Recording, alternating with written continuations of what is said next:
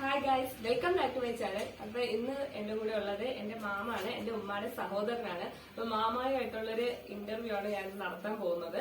അപ്പം മാമ പോലീസിൽ നിന്ന് റിട്ടയർഡ് SI ആയിട്ട് റിട്ടയർഡ് ആയ വ്യക്തിയാണ്. അപ്പൊ മാമയുടെ പേര് സുബൈർ എന്നാണ്.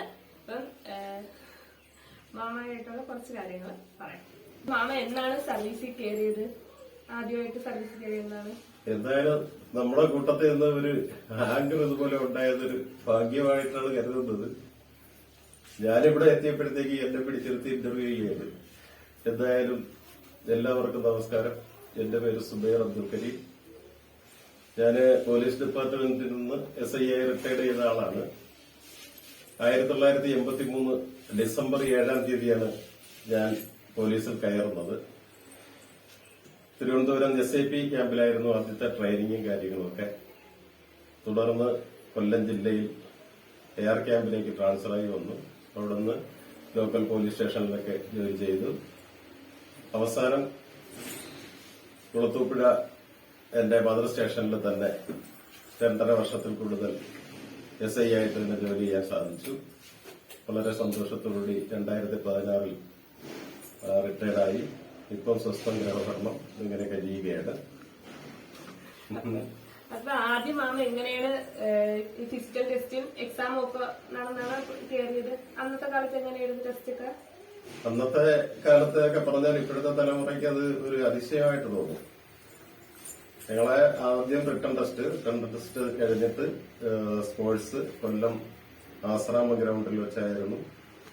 സ്പോർട്സിൽ പാസ്സായി. അത് കഴിഞ്ഞ് മെഡിക്കൽ ടെസ്റ്റ് ഇതെല്ലാം കഴിഞ്ഞാണ് കയറുന്നത്. ഈ അതിശയമെന്ന് തോന്നുമെന്ന് പറയാൻ കാരണമെന്ന് പറഞ്ഞാൽ ഞങ്ങള് കയറുമ്പോൾ നമുക്ക് സ്റ്റൈഫൻഡ് ഉണ്ടായിരുന്നത് 310 രൂപയായിരുന്നു.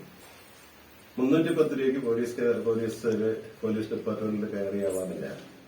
അവിടെ മുതൽ ലാസ്റ്റിൽ പെൻഷൻ ആകുമ്പോഴത്തേക്ക് പുതിയ ശമ്പള കമ്മീഷനൊക്കെ വന്നു.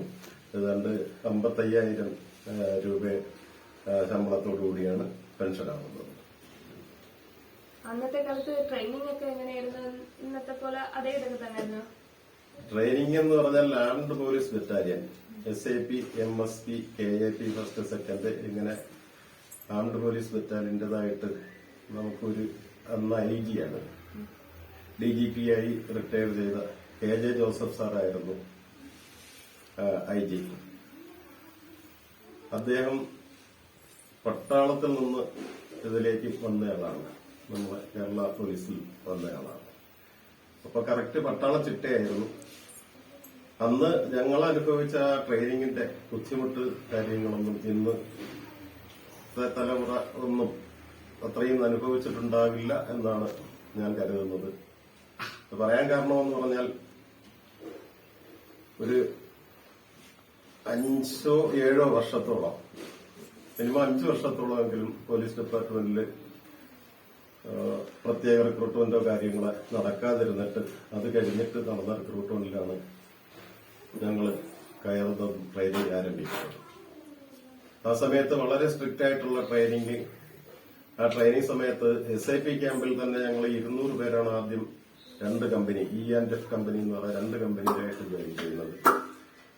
ഒരു 3 മാസമായപ്പോഴത്തേക്ക് അത് 165 പേരായിട്ട് ചുരുങ്ങി. കാരണം പലരും ഈ ട്രെയിനിങ്ങിന്റെ കാഠിന്യ നിമിത്തം മറ്റുള്ള ഡിപ്പാർട്ട്മെന്റിലെ ജോലി കിട്ടിയും അല്ലാതെയും ഒക്കെ പോയ ധാരാളം പേരുണ്ട്.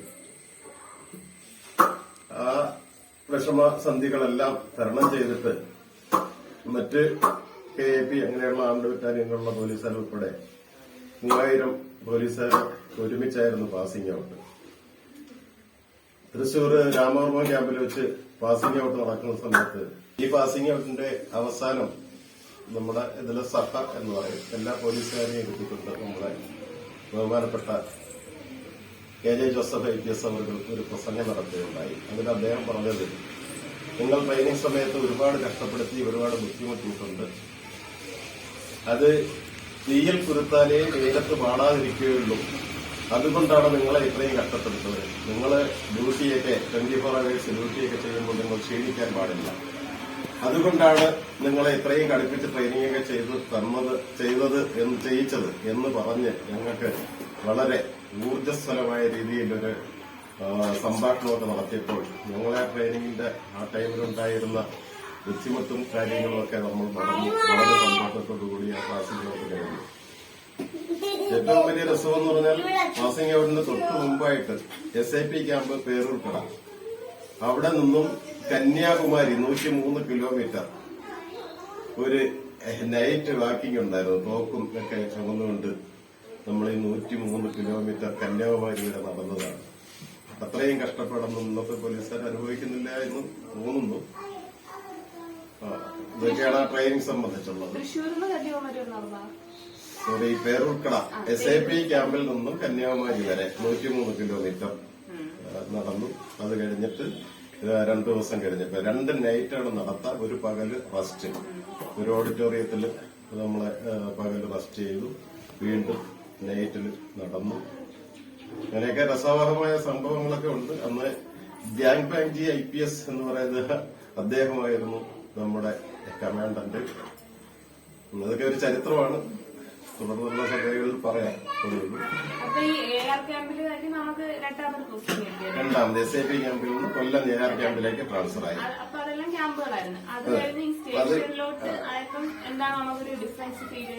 AR ക്യാമ്പിൽ വന്ന് എന്റെ ഭാഗ്യം കൊണ്ടായിരിക്കും, ഞാൻ ചുഴിയക്കോട് പ്രദേശത്ത് വോളിബോൾ ടീമിലൊക്കെ കളിച്ച് പന്ത് തട്ടാനൊക്കെ അറിയായിരുന്നു. വോളിബോൾ കളിക്കുന്ന കൂട്ടത്തിൽ SIP ക്യാമ്പിൽ വെച്ച് തന്നെ എനിക്കും ബിനീഷ് സാമുവൽ എന്ന് പറയുന്ന എന്റെ സുഹൃത്തിന് നമുക്ക് വോളിബോൾ സെലക്ഷൻ കിട്ടി. അങ്ങനെ ക്യാമ്പിൽ SIPയുടെ ടീമിലേക്ക്, അത് കഴിഞ്ഞ് കൊല്ലം AR ക്യാമ്പിലേക്ക് വന്നപ്പോഴത്തേക്ക് അവിടെയും നമ്മളെ കൊല്ലം ജില്ലാ പോലീസ് ടീം എന്ന് പറഞ്ഞ വോളിബോൾ ടീം ഉണ്ടാക്കി. അതില് അജയൻ, ഷാജി സാറ്, ഞാൻ, ഇങ്ങനെ കുറച്ചു പേരുണ്ടായിരുന്നു. അപ്പൊ ഏതാണ്ട് 1 വർഷത്തോളം വോളിബോളില് ബാക്കിയുള്ള ട്രെയിനിങ്, പരേഡ് കാര്യങ്ങള്, അത്യാവശ്യ ഡ്യൂട്ടി, ഇതിന്റെ ഇടയ്ക്ക് തന്നെ വോളിബോളുമായിട്ടൊക്കെ ഇങ്ങനെ പോകുമായിരുന്നു. അത് കഴിഞ്ഞ് അവിടെ നിന്ന് ലോക്കൽ വരുന്നെന്ന് പറയുന്നത് ആദ്യം ട്രാഫിക് പോലീസ് സ്റ്റേഷൻ, കപ്പലിന്റെ അവിടെയായിരുന്നു ട്രാഫിക് പോലീസ് സ്റ്റേഷൻ. ഇങ്ങനെ ട്രാഫിക് പോലീസ് സ്റ്റേഷനിലേക്കാണ് ആദ്യം ലോക്കലിലേക്ക് പോകുന്നത്. അവിടെ നിന്ന് ആദ്യം എനിക്ക് പിന്നെ ലോക്കൽ സ്റ്റേഷനിൽ വരുന്ന എഴുകോണാണ്.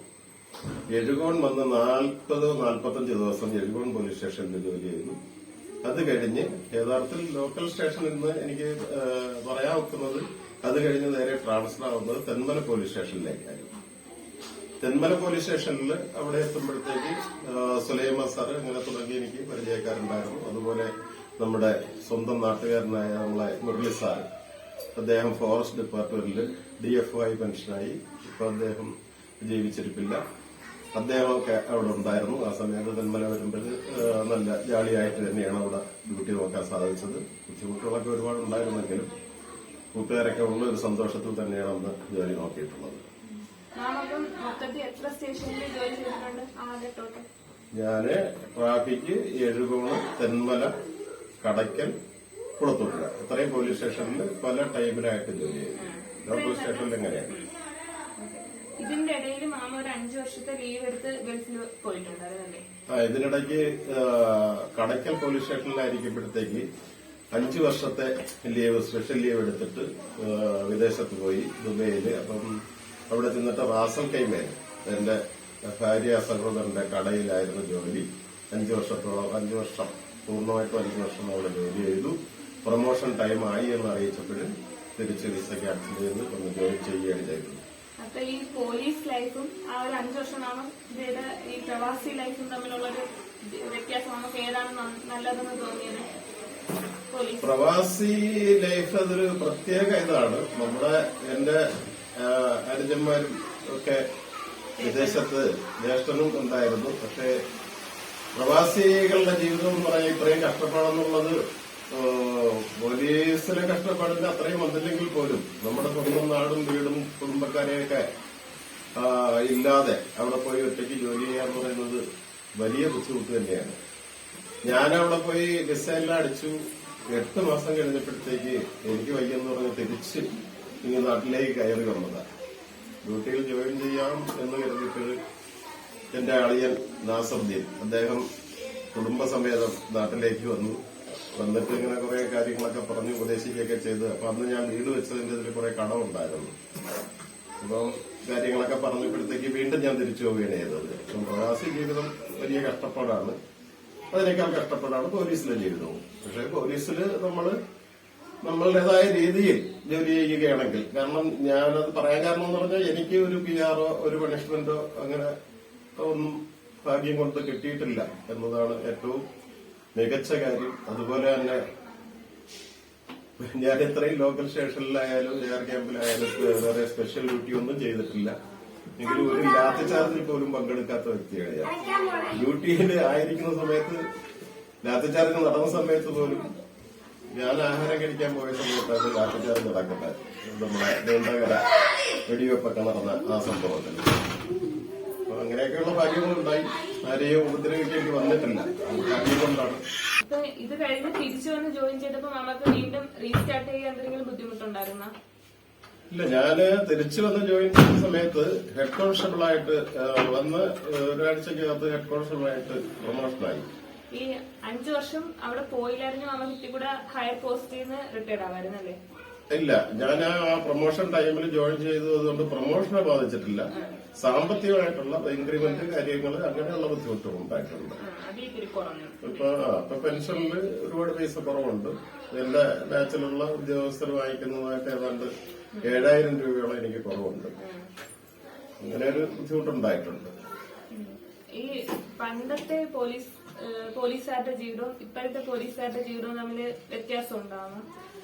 അന്ന് നമ്മുടെ യൂണിഫോം മറ്റേ ഇതായിരുന്ന ട്രൗസർ അങ്ങനെയൊക്കെ ഇരുന്ന. ഞാൻ പോലീസിൽ കയറുന്ന 1983 ഡിസംബർ 7 എന്ന് പറഞ്ഞല്ലോ.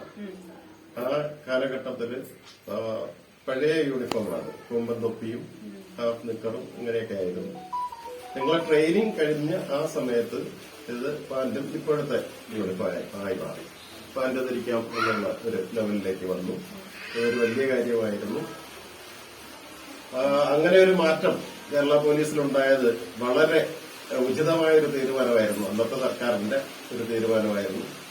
അത് ഒരു നല്ല കാര്യമായി. പിന്നെ പാന്റ് ഷർട്ട് വിട്ട, ഞാൻ വെളിയിൽ ഡ്യൂട്ടി ചെയ്തതൊക്കെ പാന്റ് ഷർട്ട് വിട്ട് തന്നെയാണ്. മാമാടെ പോലീസ് അനുഭവങ്ങൾ പങ്കുവയ്ക്കുന്ന ഈ വീഡിയോയുടെ തുടർഭാഗം ഞാൻ നെക്സ്റ്റ് പാർട്ടായിട്ട് ഇടുന്നതായിരിക്കും. അപ്പോൾ നിങ്ങൾക്ക് ഈ വീഡിയോ ഇഷ്ടമായിട്ടുണ്ടെങ്കിൽ please like, share and subscribe my channel. Thanks for watching.